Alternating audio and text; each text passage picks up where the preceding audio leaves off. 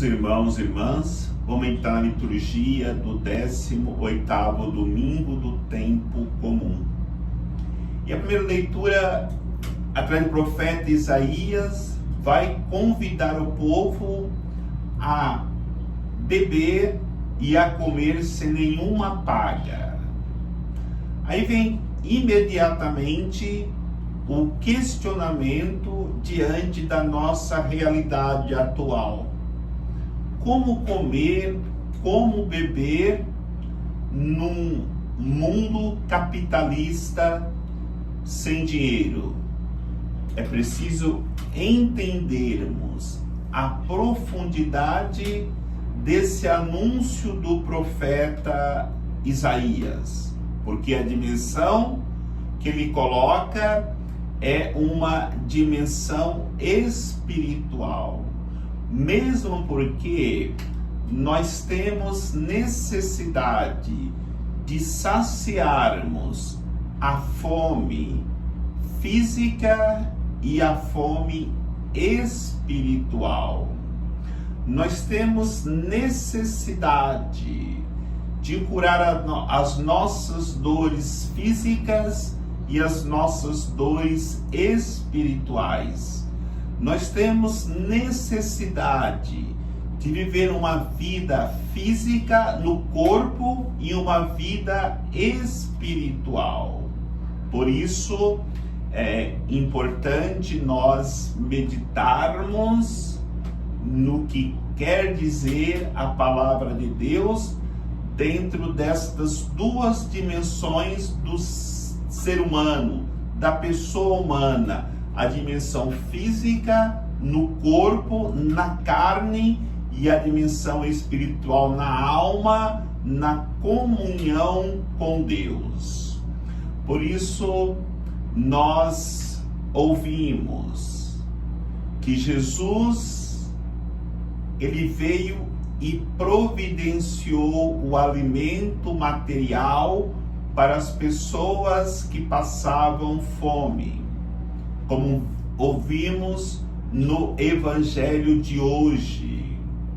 Mas também Jesus veio e providenciou o alimento espiritual.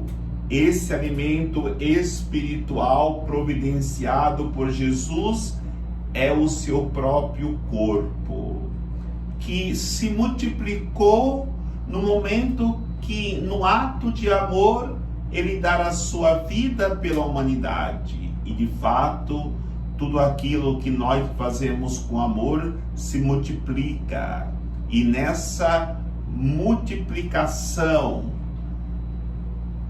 da doação da vida em favor do irmão, Deus não deixará faltar o alimento para aqueles que precisam se alimentar do alimento espiritual.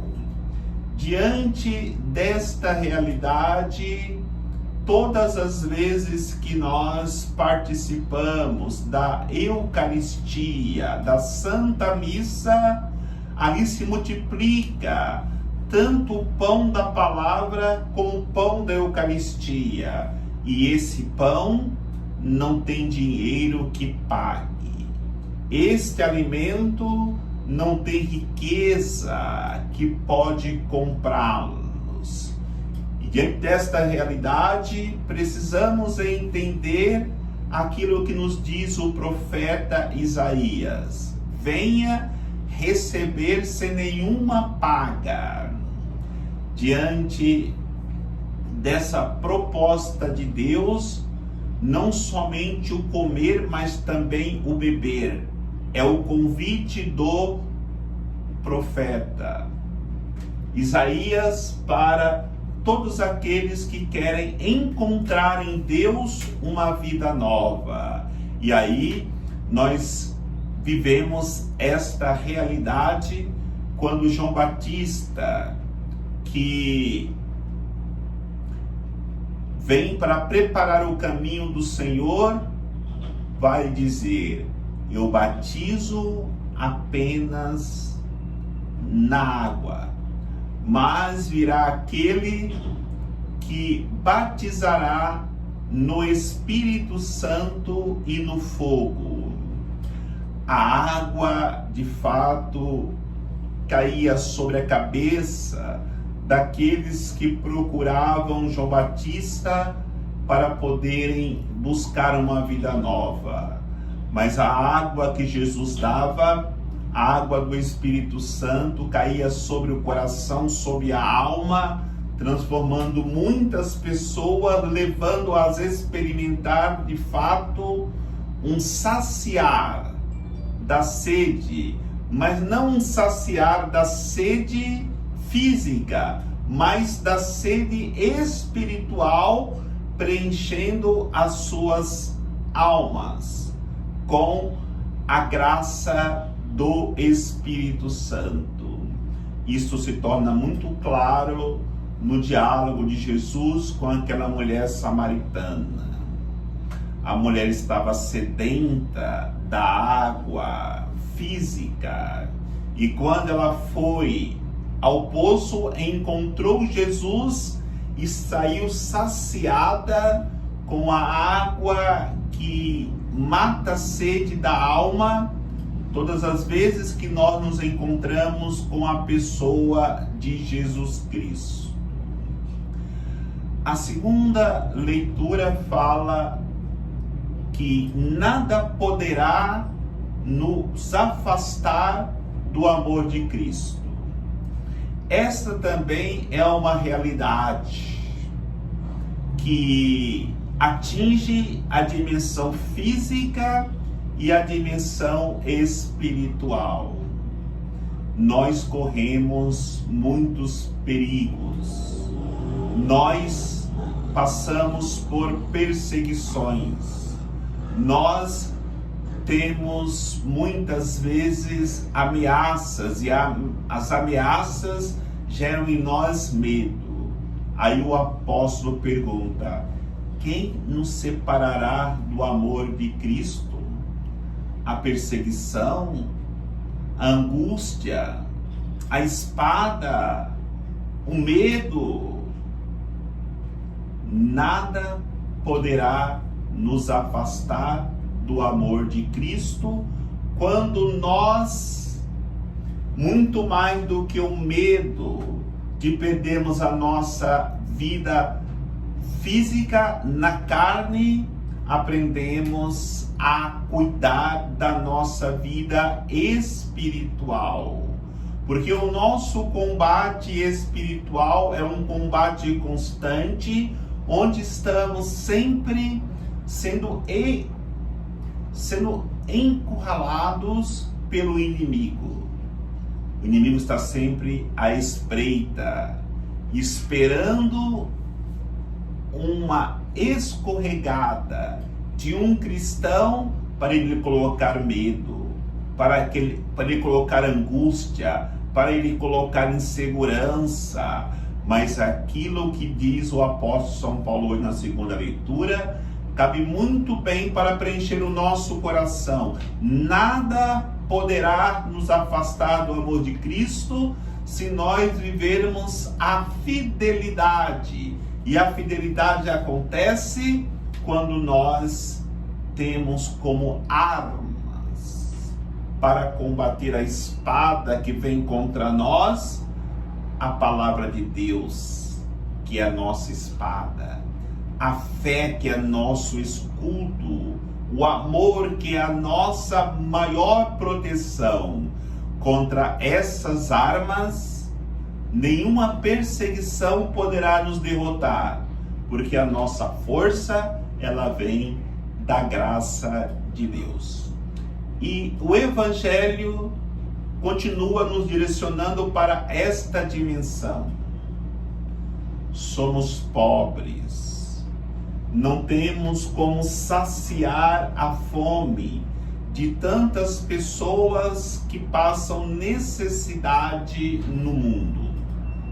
Mas é importante nós entendermos, diante da nossa debilidade, Deus nos capacita a fazer obras grandiosas, diante do desespero do coração dos discípulos, Jesus diz para eles: dai vós mesmos o que eles precisam para se alimentar. Como? Com 5 pães e 2 peixes, como poderia alimentar? Vai dizer que eram 5.000 homens, sem contar as crianças e as mulheres. No entanto, Deus capacita a cada discípulo fiel multiplicar aquilo que é necessário para saciar a fome do povo. E é interessante esse paradoxo, porque da mesma forma que Deus pede para os discípulos matar a fome daqueles que passam necessidade, Ele pede para que os discípulos coloquem fome de Deus no coração daqueles que têm o coração insensível à necessidade do irmão. Da mesma forma que Deus pede para tirar a dor daquele pobre, daquele desprezado, daquele excluído, Deus pede para que os discípulos preguem a sua palavra, para que coloque dor na consciência, na alma, daqueles que podem fazer alguma coisa e nada fazem. Da mesma forma que Jesus pede para que os seus discípulos dê vida àqueles que já perderam o alento para com a vida, que já perderam o sentido da vida, Ele pede para que os discípulos ajudem aqueles que estão buscando nesta vida viver uma vida de prazeres, uma vida de egoísmo, para que eles morram para o mundo e renasçam para uma vida nova em Cristo.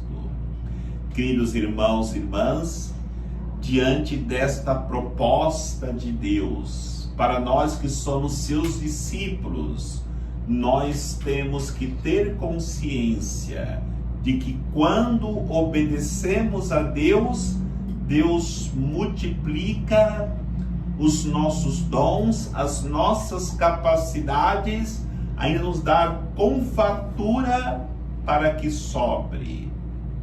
Vai dizer que sobraram ainda 12 cestos daquilo que foram apresentados como dom de alguém que teve a coragem de colocar em comum aquilo que lhe pertencia.